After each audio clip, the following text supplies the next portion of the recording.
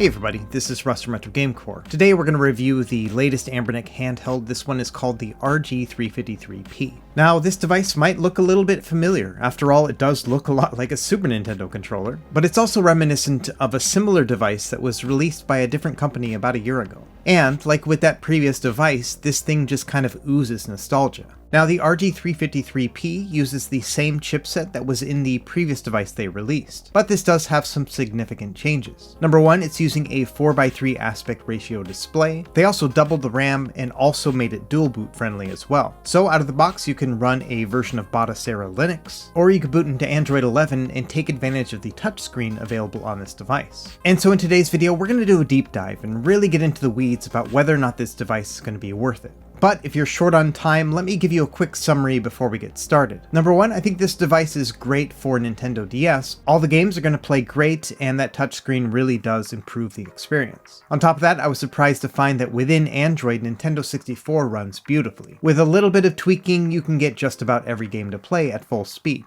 And finally, thanks to the fact that it has 5 GHz Wi-Fi, this device is pretty great for streaming too. However, that 4:3 display really kind of limits the gameplay experience, and so when it comes to streaming, I think it really shines when streaming 4:3 content like the Nintendo GameCube or PS2. Anyway, that's just a quick tease of what we'll be seeing in this video, and so if those points interested you, let's go ahead and dive a little bit further. And so, without any further delay, let's jump into it.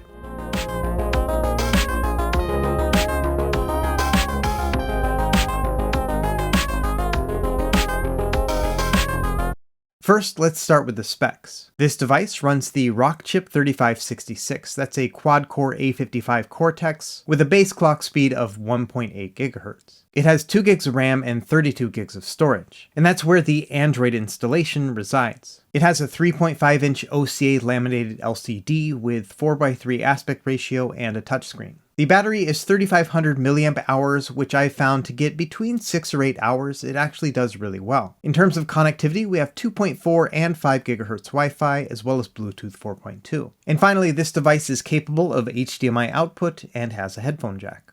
Okay, so this is what the box of the device comes with. It has 2 different colors. There's a light gray like this one here, and they also do a black transparent as well. Inside the box, you'll find a user manual. In here, it'll list a lot of the hotkeys and things like that. It's mostly focused on the Linux operating system. Every device will come with a 16GB card, which has that Linux operating system in it, and you can also pay extra to get a 64GB card with a bunch of games. It uses a USB-C cable for charging and also comes with a screen protector. And so here's the device I'm going to test today. This is the gray model here, which is very reminiscent of the North American Super Nintendo release. Now, when I first saw pictures of this device, my first impressions were that the D-pad and the face buttons were too small. But the second thing that caught my eye about this device is that it's the first Anbernic device to have stacked shoulder buttons. Now, what I found interesting about the trigger buttons is that they are not hinged along the back. Instead, the hinge is actually closer to the center of the device. It's not terrible by any means. The button is easy to push down on and actually has a bit of a mushy feel to it. But it is easier to press down on these 2 buttons closer to the edge than near the center. The other thing that struck me about this device is that it is much thinner on the bottom than it is on the top. This is a lot like the Pocket Go S30, which was the similar device that released last year. As you can see, it's 21.5mm at the top, but less than 19mm here at the bottom. But yeah, overall, in terms of the shoulders and triggers, I think they're well placed and they do feel pretty good in the hand. Also up top, we have an OTG adapter for accessories, the USB-C charging port on the right, a reset button, mini HDMI output, as well as the volume buttons. Now the back here is a little bit strange. As you can see, it has these little rubber pads here. And this is kind of a signature move from Anbernic. A lot of their devices have these rubber pads, and these pads have always kind of baffled me. You know, they're on there in the back, your hand actually doesn't touch them when you're holding the device. And so really the only function I can think about with these pads is that it will keep the device in place when you set it down, and maybe prevent it from some scratching. But I always kind of found them more awkward than useful. Now on the bottom we have 2 stereo speakers and then dual microSD card slots. The left one is for the firmware and the right one is for your games card. Also on the bottom is your headphone jack. So now let's talk about the front of the device itself. In general, holding in the hands is actually fairly comfortable. The 4:3 aspect ratio of this screen does make the device quite tall, and overall I think this device is bigger than people are going to be thinking it is. And like I mentioned previously, it feels like there's some wasted space here. I feel like the buttons and the D-pad could be larger. But in terms of relative size, these are actually just about the same as any other Anbernic device. These buttons have a rubber membrane connection. They feel very nice to press down on. Anbernic makes some of the best buttons in the business. And in that regard, these are more of the same. Now, the start and select buttons here on the top are actually rubber membrane connections too, but the power and function buttons, which are the ones below them, actually have a micro switch connection to them, so they are clicky. And yeah, it's really odd that the power button is down here on the bottom and not up top by that reset button. The placement of the power button here in such a high traffic area is a little bit weird. Now on the other side, placing the function button here actually has some pretty good uses. When you're using the Linux operating system, it's kind of useless because you could just use the select button for your hotkey, but in Android this actually functions as a back button. And it turns out that in that regard I use it all the time and I really appreciate it. Okay, let's talk about the controls a little bit more. So the D-pad also has a rubber membrane connection. It feels very good. It feels exactly like any other Anbernic device. Same thing with these analog sticks. These are Nintendo Switch style and they click down L3 and R3. But yeah, overall, in the hands, this device actually feels quite good. A lot better than I thought it would be when looking at pictures of it. And thanks to those stacked shoulder buttons, as well as how rounded the device is overall, it's actually very easy to reach the shoulder and trigger buttons at any time, even when you're using the analog sticks here on the bottom. In several other Anbernic devices, like the RG352 and the 503, the distance between the analog sticks and the shoulder and trigger buttons was really kind of a deal breaker. But for the RG353P, it actually works. Now let's take a look at the Pocket Go S30. This is the device that looks very similar to the Anbernic one. Now this one does have some distinct features to it. For example, it has a single analog stick, and the screen here has a 3:2 aspect ratio, which makes it a little bit wider. Now the buttons and D-pad are smaller than the one on the Anbernic device. These are actually just about the same size as on the Mio Mini. And like with the 353P, this one is wider at the top than it is on the bottom. And I think that's to accommodate the shoulder buttons, which as you can see here are hinged at the back. I actually think this back hinge is a little bit more comfortable than on the 353P, but the shoulder buttons on this one have always been pretty junk. And the other major complaint I had about the Pocket Go S30 when it first came out was that there didn't seem to be a good place to put my index fingers. I always found the device to be a little bit too small to comfortably hold my index fingers up top.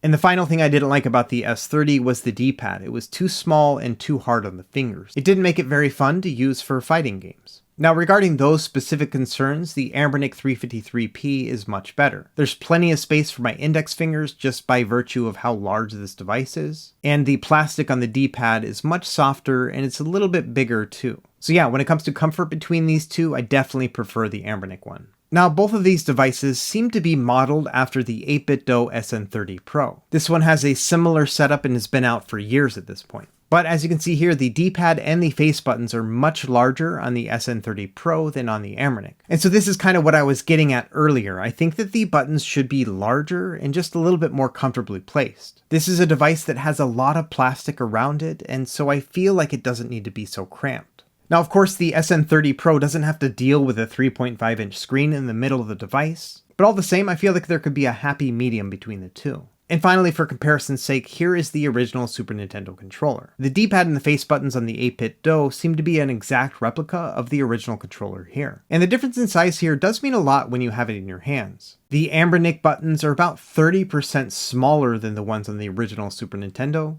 but the D-pads themselves actually aren't quite that different. It's only maybe a 10% difference between the two. But like I said, there was room for more comfortable controls, and so I kind of wish we had had those. So now I want to do some comparison against other devices so you can get an idea of the size overall. Here is the RG351MP, which came out last year. And despite having the exact same size screen, you can see that the 353P up above is much larger than the other. For another comparison, here is the Retroid Pocket 2 Plus. This one also has a 4x3 3.5-inch screen, but is also quite smaller too.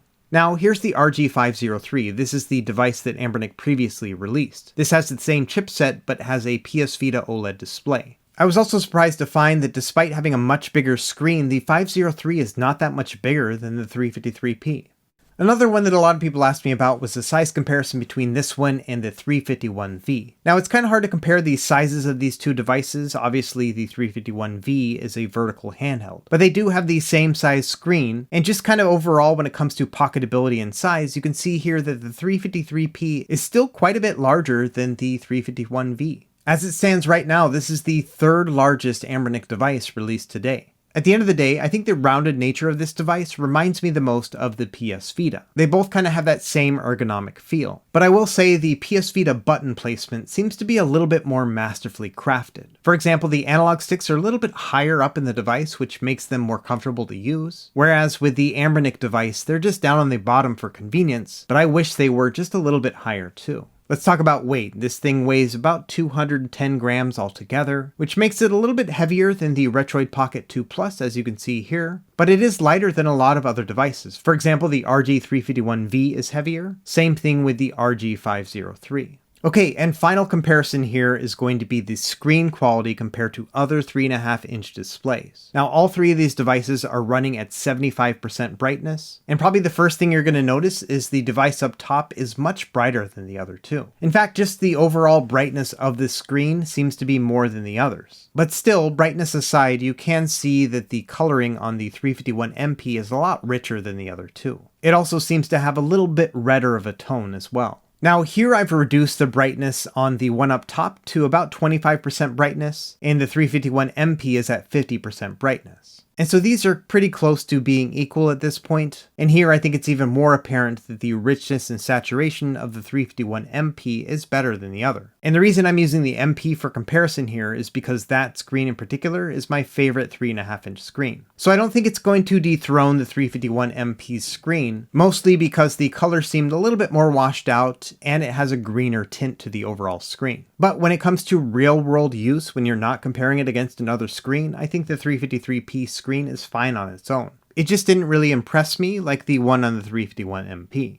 Okay, now let's start talking about software. We're going to boot into Android first. I'm going to time it here so you can get an idea of what the boot time is going to be. And the way you enter the Android mode is to just not put an SD card in that first slot on the device. That'll trigger it to boot into the internal storage. So as you can see here, it takes about 36 seconds altogether to boot into Android. It's not the worst I've seen, but I would much rather have it around 30 seconds. Now it does have a sleep mode. You could just press the power button to enter that, but it does seem to drain the battery pretty quickly. I lost about 15% of battery life when leaving it on sleep overnight. Now when it comes to general setup here with the Android experience, Anbernic really hasn't done much here at all. All they've done is just sideloaded a bunch of Android apps and just kind of expect you to figure out the rest. I will say that some of these sideloaded apps are actually paid apps like Drastic, and this build of Android 11 does not come with the Play Store, so you can't download your own legit copy. Now if we go into the settings, you can see here it does have 32 gigs of internal storage, and about 6.5 of those are going to be taken up by the operating system itself. And as you can see, it's running Android 11. There are a couple options in the top menu. There's an overclock button here. I'm not sure it actually does anything. And they also have a key mapper if you wanted to sideload some Android games.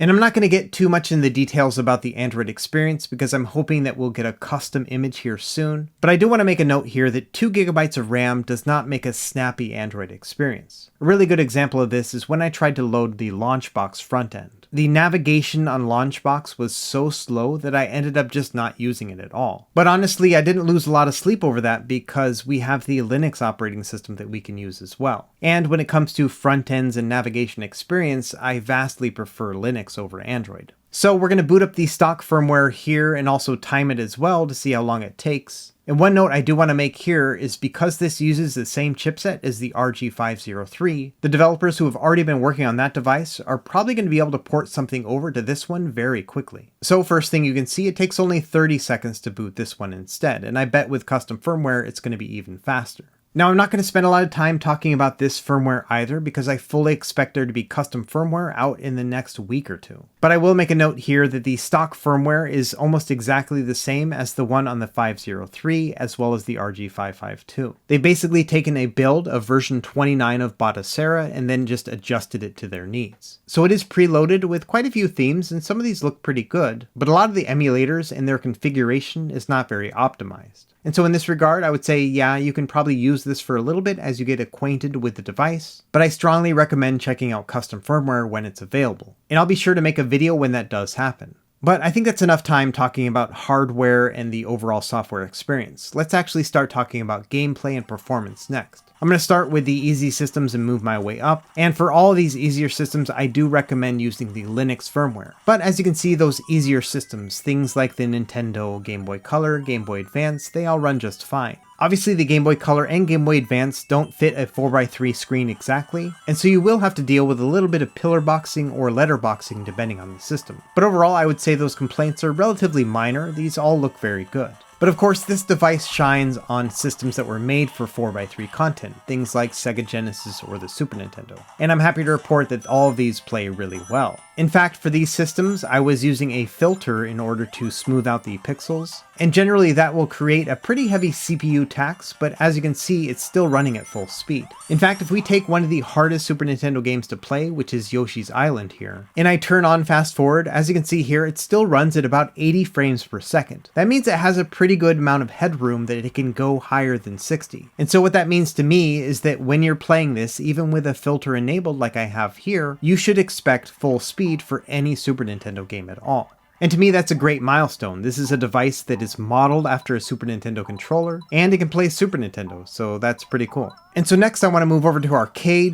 Typically I like to test a few things when I'm doing arcade systems. Number one, I like to try some of the easier things just to see how the overall experience is, and when it comes to those, it's just fine. I also like to test out some of those middle range fighting games, things like Mortal Kombat or some of the later Street Fighter games. All of those played at full speed as well. And then my final test typically is going to be Killer Instinct or some of the Tekken games. Unfortunately, none of these played anywhere close to full speed. As you can see here, Killer Instinct ran at about half speed altogether. So if these arcade games are your specialty, this isn't going to be a great fit. Moving up to PS1, this one also had really good performance. I'm still using the Linux version of the software here, but I did double the resolution within PCSX Rearmed, and it's playing at full speed for even some of the heavier hitting games like Gran Turismo and Tekken 3.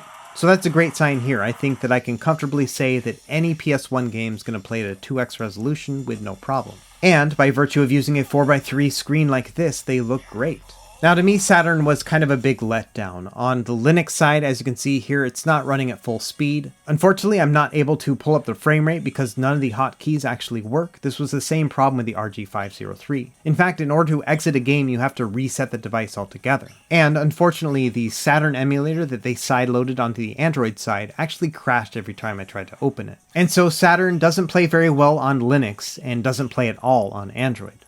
Now let's move over to Nintendo DS, and this one worked really well. On the Linux side, I was able to remove all frame skip, and then also double the resolution as well. And as you can see here, it's running at full speed and looks really good. However, I think that if you want to play Nintendo DS games, you're much better served by playing them on the Android side. And that's because on the Android side, it'll take advantage of that touchscreen display. And I found in terms of responsiveness, that touchscreen is actually really good. Here I am playing Trauma Center Under the Knife, and honestly, this played better than the Retroid Pocket 2 Plus. And so if you like Nintendo DS games, I think it's a no-brainer here. Definitely play these games on the Android side so you can use the touchscreen. And also make sure you go into the settings and double the resolution, because this can handle it no problem.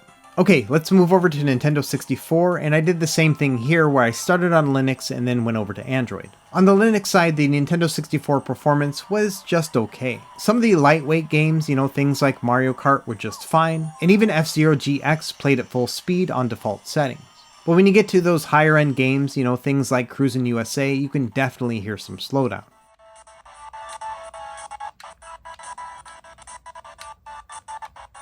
Now, that being said, on the Android side, Nintendo 64 was great. I would say about 90% of the games played at full speed without having to make any sort of changes from the default settings. And for the games that did give me a little bit of trouble, things like Cruisin' USA, all I had to do was change the emulation profile to Glide 64 Fast.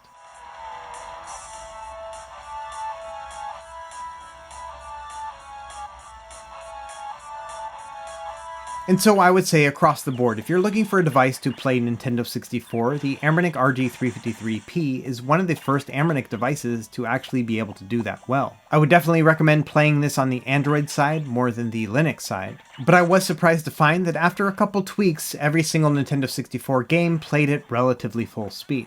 Now unfortunately, that's kind of where the good performance stopped. For example, with Dreamcast, it was basically unplayable on Linux, and Android unfortunately wasn't much better. At first I tried RetroArch and just put it on the default settings, but as you can see here, it's running at about half speed.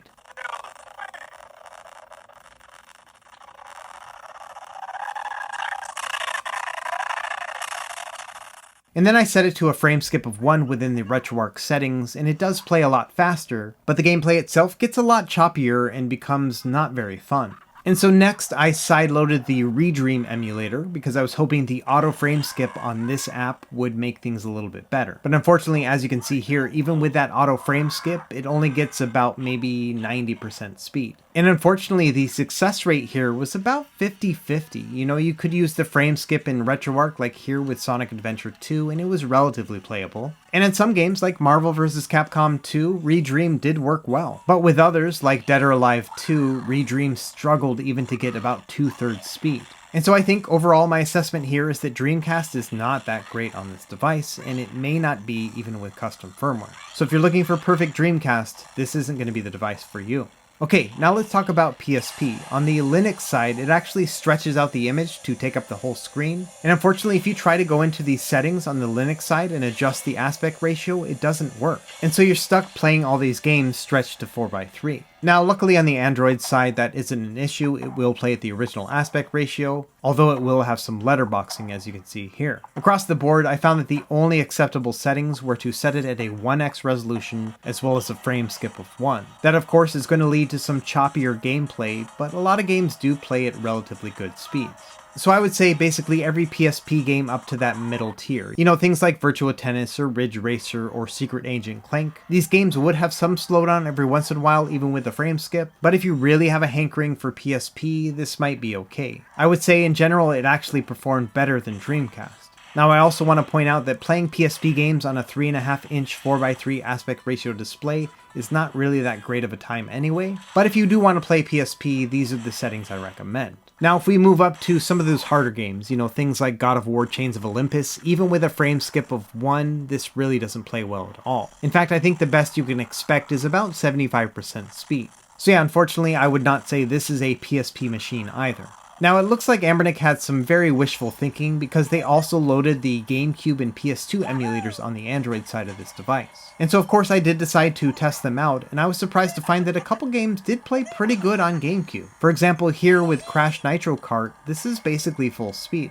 Now, believe it or not, this is one of the easier GameCube games to emulate, so don't get your hopes up. I would say maybe 5% of GameCube games are going to be playable. So to temper your expectations, here's Mario Kart Double Dash, and as you can see here, it's playing at about maybe 25% speed. And this really is going to be the kind of performance you can expect from this device with GameCube. And unfortunately, PS2 is even worse. I turned on all of the hacks that I could with this and set them to max, and even then it's only playing at about 35% speed altogether. So I would say that PS2 on this device is definitely unplayable. But thanks to the fact that we have Android and a 5 GHz Wi-Fi connection, that doesn't mean that it's impossible to play GameCube or PS2 on this device. Instead, I'm going to stream those games from my PC using the Moonlight app. Now, the way you want to set this up is you want to stretch everything to the full screen here, and then also force the game to go into 16:9. What that means is when you actually start playing the game on the device, it's going to shrink it back down to 4:3. And so as you're playing 4:3 systems like GameCube or PS2, it's actually going to display the correct aspect ratio. Now, a couple other tricks I would recommend doing in order to get the best performance. Number one, I would set your computer resolution to 720p, and then also set Moonlight to 480p, which is the max resolution of this device anyway. That's going to result in a lighter image being sent over to the device from your computer, which means that you'll have less latency. Additionally, make sure that you're only emulating at a 1x resolution, because again, this screen can't handle anything higher than that anyway. That's going to reduce the emulation load on your PC, which means that games are going to run smoother too.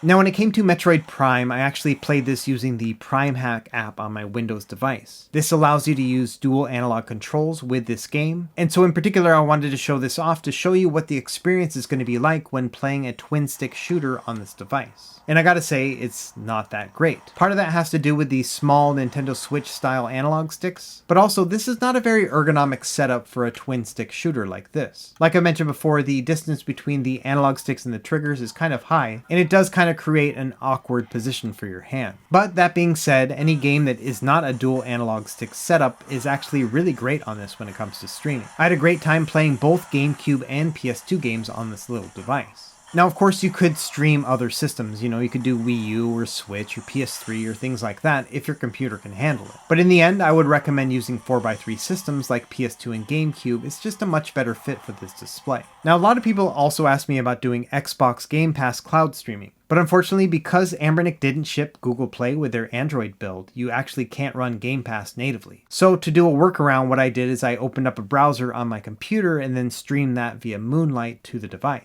And I don't think this setup is ideal because honestly, I'd rather just stream directly to the cloud from the device. And I don't like having to use a computer as an intermediary. But all the same, once I had it set up, the experience was quite good. Just bear in mind, it's going to shrink that 16:9 content to 4:3 instead. So everything's going to look a little bit squished, but at least when it comes to the streaming experience, it was pretty good. Now, of course, those control issues I was having with Metroid also carried over to this game too, but it was still kind of cool to play Doom Eternal on a $130 device. Okay, and last feature I want to show off is this device is capable of HDMI out. And this is pretty simple. I just use a mini HDMI connector to then plug this into my capture card. Now on the Linux side, you have to reboot the device in order to get it to show the video out, but after that it works out just fine. Now the images for the themes are going to stretch to 16:9, but when you go into the game browser, it actually does scale it correctly. And when you boot up a 4:3 game like Castlevania here, it actually shows it in 4:3 as well. So scaling on the Linux side is pretty good. Unfortunately on Android it doesn't do the same thing. It just stretches the 4:3 image to a 16:9 display. And so everything's going to appear fat and squashed. Here's a good example here. I'm playing Zelda Ocarina of Time in 4:3, but on the TV it's actually displaying in 16:9. And if you take a 16:9 game, something like on PSP, what it does here is it takes that letterboxing and transfers it over to the image as well. And so now all of a sudden games that should be playing in full screen are actually playing with letterboxing and making them super wide. So altogether, when it comes to HDMI out, the Linux side is much better than Android, at least right now. Okay, we've been at this forever at this point, so let's start wrapping things up. We'll talk about what I like and don't like, starting with what I like. Number one, this device is pretty comfortable. I was expecting pretty bad things when I saw pictures of it, but once I got it in my hands, I was actually surprised at how ergonomic it was. And overall, the design for this is pretty appealing. It's reminiscent of the Super Nintendo controller, and I think a lot of people really like that nostalgia. And of course, it has those signature Anbernic controls. The D-pad feels great, the buttons feel great, I wouldn't expect anything less. And for $130, I think the price is just about right. It's a little bit more expensive than the RG351 devices, but has quite a bit more features too. I also love the fact that it has a dual boot option. That way, in case there's a game that runs better on Android, you can always jump into that. In particular, Nintendo 64 and streaming are really good on the Android side. Now, of course, as always, there are things I don't like about every device. For the RG353P, I do have a few complaints. Number one, the design on this just overall is not stellar. I feel like there are some missed opportunities here when it comes to knocking these ergonomics out of the park. Like I've said a few times already, the D-pad and face buttons are just too small for the amount of space that we have available, and I wish the analog stick sat a little bit higher on the device as well. And don't get me started on that power button. I've pressed that thing so many times in the past few days that it's ridiculous. I just don't understand why they couldn't have put that up by the reset button. My next complaint is the fact that Anbernic has a pattern of releasing these devices with undercooked firmware. They've been doing a better job of getting involved with community developers, but all the same, they still ship their devices with their crappy firmware in the first place. Ideally, they would be working together with the developers and then releasing that firmware at the same time. And next, unfortunately, Dreamcast, PlayStation Portable, and Sega Saturn are not very good on this device. The chipset they're using here is very efficient and it gives you good battery life, but at the same time, the performance is not a huge leap forward from their previous devices. And so that is kind of frustrating that we have yet another Anbernic device that can't play Dreamcast, PSP, or Saturn well. And finally, I was surprised to find that this device is not very pocketable at all. It is comfortable in the hands, but it's not really something that you could slide in and out of your jeans. So at the end of the day, what do I actually think about the Anbernic RG353P? And to be honest, I'm a little bit conflicted. In general, it does a lot of things right. It has good controls, a nice screen, pretty good audio, and it can play a fair amount of retro games all the way up to Nintendo 64. However, there are other devices in this price range which are more powerful. I think its main competitor is actually the Retroid Pocket 2 Plus. This one can play Dreamcast and Saturn and PSP much better than the other, but it does have some glaring issues when it comes to controls and ergonomics. A lot of people don't like the fact that the analog stick is above the D-pad, and on the right bright side, it doesn't actually have an analog stick, but just an analog slider, which is kind of not fun to use at all. On top of that, a lot of people don't like the boxy design of the Retroid Pocket 2 Plus. It starts to hurt the hands over time. But I personally prefer the shoulder buttons and triggers on this one over the Anbernic one. Now when it comes to price, these are actually about the same. A lot of people like to call the Retroid Pocket 2 Plus a $99 handheld, but that's actually the pre-shipping price. Retroid charges at least $30 for shipping. As you can see, for me here in Hawaii, they actually charged me $35. So in that regard, even though the Anbernic RG353P does cost $130, it does come with free shipping. So in my eyes, these are the same. So I think it really comes down to what you find more important. Would you rather have really good Sega Saturn, Dreamcast, and PSP at the expense of worse controls? Or would you rather have better ergonomics knowing that you're only going to be able to play up to Nintendo 64 comfortably? For me, these two devices serve two different populations. And so, in the end, is the Anbernic RG353P worth picking up? Well, for the first time in the past few Anbernic devices, I'm actually confident in saying, yeah, this actually is a pretty good device. The ergonomics are pretty good, the performance up to Nintendo 64 is nice, and that 5 GHz Wi-Fi and the ability to stream 4x3 content is a lot of fun. And so if you're looking for your very first retro handheld device, you could do a lot worse than this one. It's not perfect, but no device is. So let me know what you think in the comments below. Is this the device you're going to be picking up, or are you going to wait for the next one?